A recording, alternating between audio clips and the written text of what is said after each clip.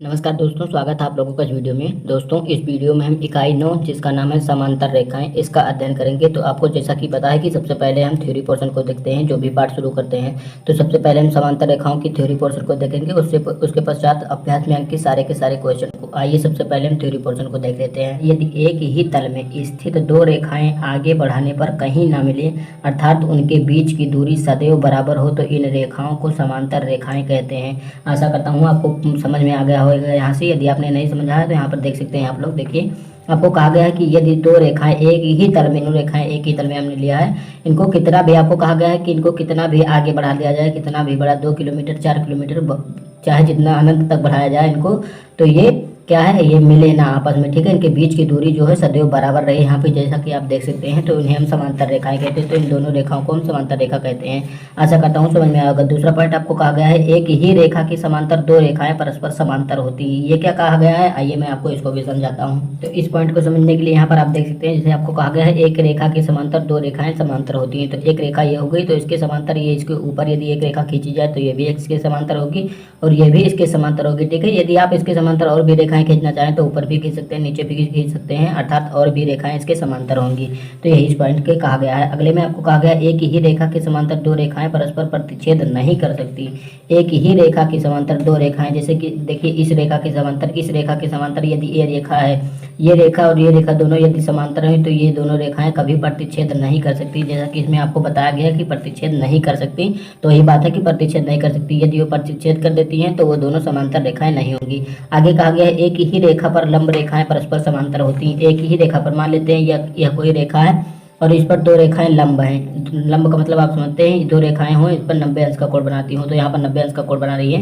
एक रेखा ये हो गई, एक रेखा ये हो गई, जो इस पर 90 अंश का कोण बना रही है। तो ये दोनों रेखाएं जो होंगी ये परस्पर समांतर होंगी, इनके बीच की दूरी बराबर होगी। ठीक है, यहाँ पर भी वही होगी, यहाँ पर भी होगी, अर्थात ये वाली और ये वाली दोनों रेखाएं समांतर होगी। यदि इसको एल माना जाए, इसको एम माना जाए, तो एल समांतर होगा एम के। यही इस पॉइंट में आपको कहा गया है। और इसी के साथ आप लोगों की थ्योरी पोर्शन एंड होती है। तो इसी में हम अभ्यास 9A को भी देख लेते हैं। तो आइए देखते हैं। देखिए दोस्तों, यहाँ पर हम आ गए हैं अभ्यास 9A पर। तो 9A के पहले क्वेश्चन में आपको कहा गया है, दी हुई रेखा AB से 5 सेंटीमीटर की दूरी पर AB के समांतर एक रेखा खींचे। ठीक है, तो एक रेखा आप लोगों को दी हुई है जिसका नाम AB बताया गया है, और इससे 5 सेंटीमीटर की दूरी पर एक इसके समांतर यानी AB के समांतर एक रेखा आपको खींचनी है। तो मान लेते हैं कि आपको ये वाली रेखा जो है AB दी गई है। तो ये रेखा आपको दी गई है और कहा गया है इससे 5 सेंटीमीटर की दूरी पर इसके समांतर एक और रेखा खींचिए। तो हम क्या करेंगे, इससे 5 सेंटीमीटर की दूरी मापेंगे। यहाँ पर देख सकते हैं जैसा कि 5 सेंटीमीटर की दूरी यहाँ पर पूरी हो रही है, तो यहाँ पर पूरी हो गई है।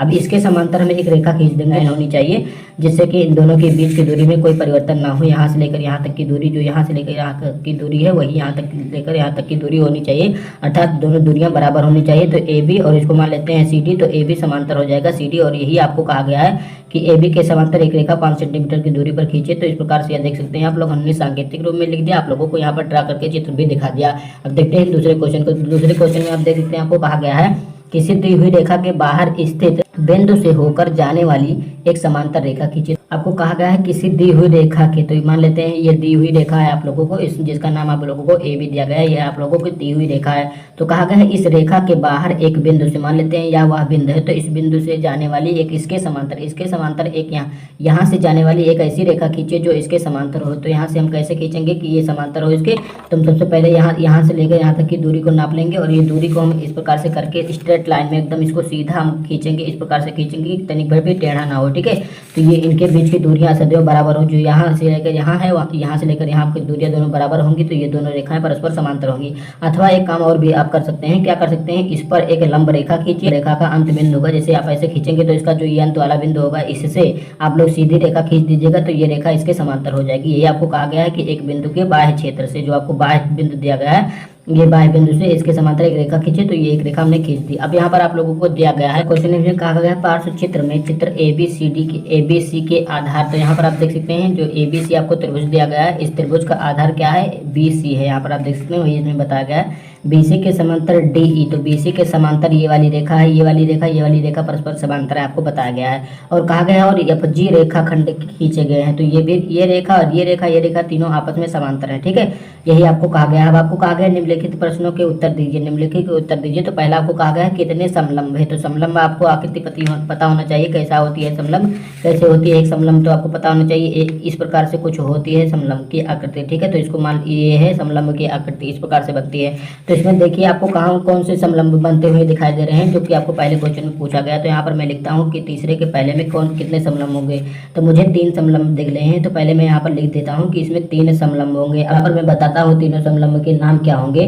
तो पहला समलंब जो होगा यहाँ पर आप देख सकते हैं BCDE आप देख सकते हैं, उसी प्रकार की आकृति जैसा कि हमने आपको बताया था। दूसरा समलंब क्या होगा, क्योंकि आपने 3 समलंब बताया तो दूसरा भी बताइए। तो दूसरा यहाँ पर होगा DEFG यहाँ पर आप देख सकते हैं ये वाली आकृति भी एक समलंब है। तो यहाँ पर मैं लिखता हूँ कि DE और FG भी क्या होंगे, एक समलंब होंगे। और तीसरी आकृति कौन सी होगी, तो तीसरी आपको देखना हो तो आप देख सकते हैं FG और B और C, यानी यहाँ से लेकर नीचे से लेकर यहाँ तक की पूरी आकृति जो देखेंगे आप लोग, यहाँ से देखेगा B और C, यानी यहाँ से लेकर यहाँ तक ये ऊपर वाली F और G को लेकर देखेंगे तो यह भी एक समलंब के आकार का है, ठीक है। तो ये तीनों हो गए समलंब। अब आपको दूसरे में कहा गया है कितने त्रिभुज हैं। यहाँ पर मैं लिखता हूँ कि तीसरे के दूसरे में आप लोगों को बताना है। तो यहाँ पर भी आप लिखेंगे कि इसमें 3 त्रिभुज हैं, ठीक है। त्रिभुज का आकृति बना देता हूँ, इसका मतलब होगा त्रिभुज, 3 त्रिभुज है। तो कौन कौन से 3 त्रिभुज हैं, तो यहाँ पर मैं नामांकन कर देता हूँ। पहला त्रिभुज जो होगा वो होगा AFG, मैं आपको दिखा भी देता हूँ AFG, ये पहला त्रिभुज हो रहा है, आप देख रहे होंगे ये छोटी वाला त्रिभुज।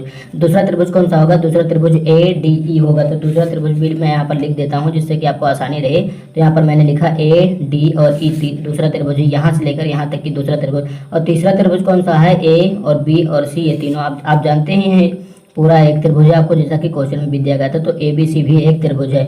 इस प्रकार से हमारा तीसरा क्वेश्चन कंप्लीट होता है। आप देखते हैं हम चौथे क्वेश्चन को। पार्श्व चित्र में ये वाले चित्र जो आपको दिए गए, पार्श्व चित्र में L और M समांतर रेखाएं, L और M आपको समांतर रेखा दिया गया है तथा T एक तिर्यक रेखा जो AT है, एक तिर्यक रेखा है। यदि A बराबर 30 अंश आपको दिया गया है, शेष कोणों 2, 3, 4, 5, 6, 7 और 8 के मान आप लोगों को ज्ञात करना है, ठीक है। यदि इसका मान आप लोगों को 30 अंश दे दिया गया है और बाकी सब कोणों का मान आप लोगों को पूछा गया है, तो आप क्या करेंगे, क्वेश्चन को हल करने से पूर्व आप क्या किया जाए, सबसे पहले इसे डालिएगा चौथा और इसमें जो दिया हो उसको लिख लीजिए। जैसे कि यहाँ पर क्या क्या दिया है मैं आपको लिख कर दिखा देता हूँ। फिर से आप देख सकते हैं दिया है L समांतर है M के तथा T एक तिर्यक रेखा है, ठीक है। जो आपको दिया गया है उसको लिख लीजिए। अब आपको आगे क्या कहा गया है, कहा गया है कि इन सबके मान बताइए। तो एक का मान आपको दिया गया है, तो एक का मान यहाँ पर मैं किताब पर आपको अंकित करके दिखा देता हूँ। आप लोग यहाँ पर किताब मना कीजिएगा, अपनी अभ्यास पुस्तिका में कीजिएगा, ठीक है।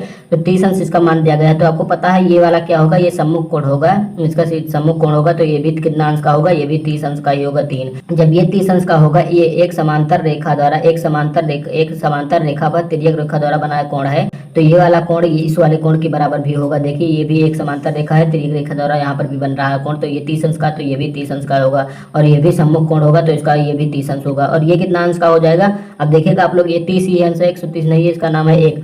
तो देखिएगा ये 30 अंश का होगा, एक रेखा पर 180 अंश का कोण बनता है ना, तो आपको पता ही है। तो एक रेखा पर 180 अंश का कोण बनता है, तो यहाँ पर 30 अंश का कोण बन गया है। तो बाकी इतना कोण कितना हो जाएगा, मैं यहाँ पर आपको दिखा देता हूँ कि जो आप लोगों को ये कोण 2 दिया गया है, 2 और प्लस कोण 1 बराबर आपको पता है कि 180 अंश का कोण होना चाहिए। लेकिन 2 का मान आपको पता नहीं, तो ऐसे लिख दीजिए। 1 का मान आपको पता चल गया है 30 अंश है, तो बराबर हो जाएगा 180 अंश के। तो 2 का मान कैसे प्राप्त होगा आपको, एंगल 2 का मान आप लोगों को प्राप्त हो जाएगा 180 और ये उधर जाएगा तो माइनस में हो जाएगा 30। तो इस प्रकार एंगल 2 बराबर आपको मिल जाएगा 180 30 जाएगा तो 150 मिल जाएगा। तो यहाँ पर 150 अंश का कोण आ जाएगा। अब जैसा कि आपको पता है ये इसका सम्मुख कोण है, तो ये भी 150 अंश का होगा। और ये वाला देखिए समांतर रेखा द्वारा एक समांतर रेखा पर तिर्यक रेखा द्वारा बनाया कोण है, तो ये भी कोण कितना होगा, 150 अंश का ही होगा। तो ये भी 150 अंश का होगा क्योंकि ये इसका सम्मुख कोण है। तो यहाँ पर मैं लिख देता हूँ कि सारे कोण कितने कितने अंश के होंगे। यहाँ पर आप देख सकते हैं कि हमने लिख दिया एंगल 1 बराबर एंगल 3 के, एंगल 3 बराबर होगा एंगल 5 के, एंगल 5 बराबर एंगल 7 के, ठीक है। 3 5 1 3 5 7 बराबर होंगे और क्या होंगे, चारों कोण 30 अंश के होंगे। और 2 4 6 और 8 ये भी आपस में बराबर होंगे और ये सब 150 अंश के होंगे, ठीक है। तो इस प्रकार से आप लिख सकते हैं। अब देखते हैं पांचवें क्वेश्चन को। पार्श्व चित्र में ABC एक त्रिभुज है, जो कि आप देख सकते हैं ABC एक त्रिभुज है। यहाँ पर BD भुजा AC के समांतर है, जो BD है AC के समांतर, यानी ये वाली रेखा इसके समांतर आपको दिया गया है। और ए सी बी जो आपको दिए गए हैं कोण ए और सी और बी, ये वाला आप देख सकते हैं 30 अंश दिया गया है, तथा ए बी डी बराबर 28 अंश, ए बी और डी ये वाला 28 अंश दिया गया है। तो A B C D B के और बी ए सी के मान आप लोगों को ज्ञात करना है। तो सबसे पहले इस प्रकार के क्वेश्चन में हम क्या करते हैं, जो आपको क्वेश्चन में दिया गया होता है उसको हम सावधानी पूर्वक लिखते हैं और उसको ऑब्जर्व करते हैं कि आपको दिया गया है, ठीक है, और लिखते हैं कि क्या हमें ज्ञात करना है। तो इसी प्रकार से मैं यहाँ पर पेज पर लिख लेता हूँ कि क्या हमें दिया गया है और क्या हमें ज्ञात करना है। तो देखिए कुछ इस प्रकार से हमने यहाँ पर लिख लिया है, एबीसी एक त्रिभुज है, जैसा कि यहाँ पर आप देख सकते हैं त्रिभुज आपको दिया गया है क्वेश्चन में, और बीडी एसी के, ये वाली जो बीडी है एसी के समांतर आपको दिया गया है, और एसी भी 30 अंश दिया गया है यहाँ पर आप देख सकते हैं, और आपको ए बी डी 28 अंश दिया गया है, और आपको पूछा गया है ए बी सी और डी बी के तथा बी ए सी का मान आप लोगों को बताना है। तो इस प्रकार से हमने लिख लिया, मतलब डी और बी और के का मान हम सबसे पहले ज्ञात करेंगे। तो सबसे पहले मान इसका कितना हो जाएगा, तो देखिएगा इसका मान जो होगा मैं यहाँ पर सबसे पहले लिख देता हूँ, डी बी के का मान आप लोगों का 30 अंश का होगा। और होगा क्यों, यह कारण मैं आप लोगों को यहाँ पर बता देता हूँ। तो मैं यहाँ पर लिखता हूँ क्योंकि ये 30 अंश का होगा, ये वाला हमने जो आपको डी बी के पहले दिखा भी देता हूँ, डी बी और के ये वाला कोण 30 अंश का होगा। क्यों होगा, क्योंकि यहाँ पर देख सकते हैं एक ही समांतर रेखा, एक ही, ये देखिए दोनों रेखाएं समांतर हैं, एक ही रेखा पर दो समांतर रेखाओं द्वारा बनाए गए कोण समान होते हैं। तो यहाँ पर मैं लिख देता हूँ कि समांतर रेखाओं द्वारा बनाए कोण बराबर होते हैं, ठीक है। तो देखिए यहाँ पर हमने लिख दिया कि समांतर रेखाओं द्वारा बनाए गए कोण समान होते हैं। तो यहाँ पर देखिए ये समांतर रेखा है, जितने झुकाव पर ये है उतने ही झुकाव पर ये है, तो ये भी 30 अंश का हो जाएगा। तो यहाँ पर हमें पेंसिल की सहायता से आप लोग लिखिएगा, मैं यहाँ पर लिख देता हूँ, आप लोग अभ्यास पुस्तिका में लिखिएगा। अब हम क्या करेंगे, दूसरा कोण यानी ये वाला कोण ज्ञात करेंगे ए बी सी। तो यहाँ पर देखिएगा ए बी सी का कितना होगा, तो ए बी सी बराबर आप लोग यहाँ पर देख सकते हैं, सबसे पहले मैं लिख देता हूँ फिर आपको बताऊंगा उसका कारण क्यों होगा। तो ए बी सी 122 अंश का होगा। और क्यों होगा, क्योंकि यहाँ पर मैं आपको कारण लिखकर दिखाता हूँ, क्योंकि जो आपको दी गई है ये वाली रेखा के और सी जो आपको रेखा दी गई है इस पर 180 अंश का कोण यहाँ पर बनना चाहिए, यहाँ से लेकर यहाँ तक पूरा कोण 180 अंश का होना चाहिए। यहाँ पर ये 30 अंश का हो गया, ये 28 अंश का हो गया। तो इस कोण का मान आप लोगों को पता चल सकता है, क्योंकि इन दोनों कोणों का मान यदि आप 180 से घटा देते हैं तो आपको ये वाला ए बी सी का मान आपको पता चल जाएगा। तो इसी प्रकार से देखिए रेखा के सी पर 180 अंश का कोण बनेगा।